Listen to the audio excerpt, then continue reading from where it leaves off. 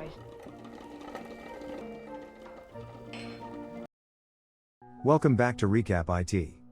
Today we are going to recap a 2017 fantasy romantic movie titled The Shape of Water.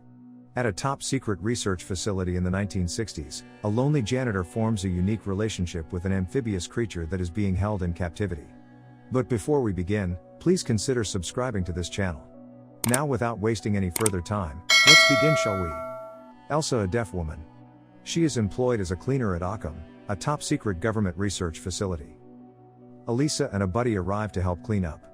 Fleming, a security head, instructs them to be quiet. He gives a presentation on the new critical asset.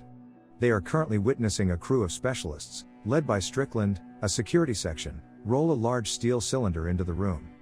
As they seal the door, Elisa notices a gigantic shape moving in the tank. The next day, she goes about her business as usual. She goes to bed, masturbates, boils eggs, and shines her shoes. She always takes the bus to work. They are doing their job when they hear a noise. Blood squirts all over Strickland's body as he staggers out clutching his bleeding hand. Everyone tries to assist him. It is now time for them to have their lunch. Fleming invites them both to accompany him. They enter the lab, where the item is located. Blood is all over the place, and they need to clean it up. Elisa discovers 2 severed fingers and places them in a paper bag. Then she notices a creature with a glowing outline around its body. It's Amphibia Man. When Fleming arrives, he retreats. She enters the lab discreetly late at night, where the creature is present. He gets a call from her. He's in a shackle. She presents him with an egg. He takes the egg in his hand and swims away. Elisa and Zelda are on their way to confront Strickland. He inquires about their previous lives. She removes a ring from his severed finger and presents it to him. Because Elisa is deafeningly, he proceeds to explain the asset to them. He's just dragged a bizarre monster from a South American river and begs the only 2 people left in the lab to clean it up. She returns to the lab to clean it. When she is alone, she begins to prepare the eggs for him while listening to jazz music. He accepts it. She also instructs him in the use of sign language. They eat as though they are lovers. Bringing the eggs for him has become a routine. As she dances joyfully, he listens to jazz music. They have a crush on each other.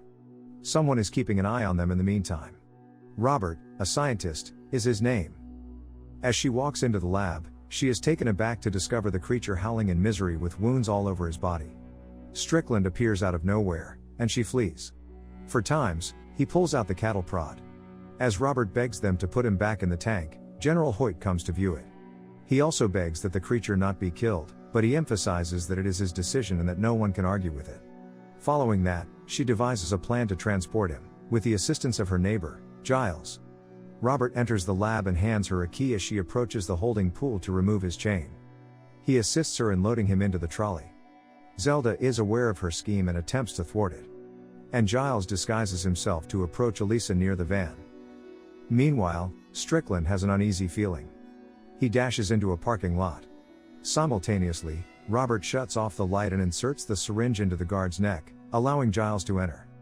They squish him together and force him towards the back doors. As the van pulls away, Strickland fires at them. They assist him into the hot bath. He still gasps after she adds algae to the water. As a result, she adds salts to the bath. Finally, he takes a deep breath and relaxes. She draws a red circle around a day on the calendar where she thinks the rain and docks will occur. As a result, she will be able to return him to the water. She treats him as though he were a human being.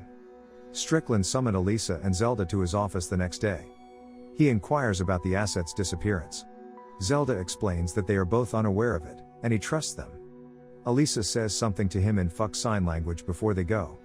He doesn't comprehend what's going on, starts insulting her, and throws them out. Meanwhile, Giles falls asleep while the thing roams the flat looking for a cat. Giles witnesses him eat his cat when he wakes up. He attempts to stop him, but blood begins to flow from a deep cut in his arm, and the thing flees. When she returns home, she discovers Giles covered in blood. She goes out of her way to find him.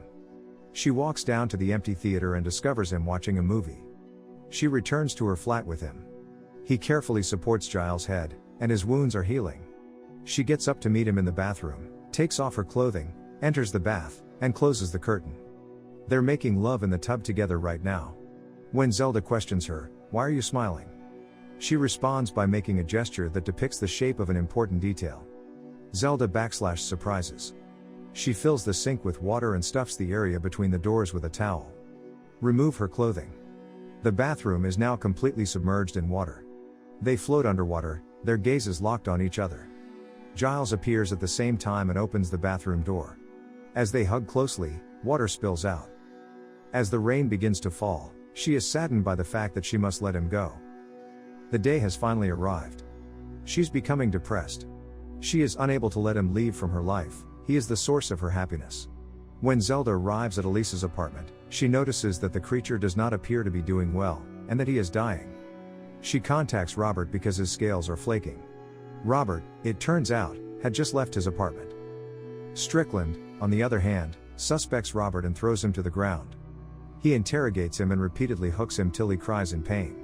Finally, Robert informs him of the asset's whereabouts. Elisa and Zelda are the housekeepers. He pays a visit to Zelda's house and inquires about the asset. He's made a threat against her. Her husband informs Strickland that the mute took it and that he overheard his wife on the phone discussing it. She dials Elisa's number after he has left. She informs her about Strickland, who approaches her and wants her to hurry up and take him away. When he arrives at her flat, no one is there. Giles has been accompanied by the thing she has brought with her. He scans the room and notices a calendar with a note, "Doc." As the rain falls, Elisa leads him to the water's edge. Before leaving, he returns his gaze to Giles to bid him farewell. He approaches Elisa with a sad expression on his face. Strickland appears at this point, knocking Giles down and shooting the beast and Elisa. They're both going to die. Giles awakens and slams into Strickland. The creature suddenly emerges from the ground and heals himself. He approaches Strickland and slashes his throat until he dies. He drags Elisa into the sea and jumps in. Elisa and the monster sink gently into the water. Kisses her, covers her wound with his webbed palm, and provides her with a gill to allow her to breathe. They share a happy life in the shape of water. And this is where the movie comes to an end. I hope you enjoyed it. As always, until next time.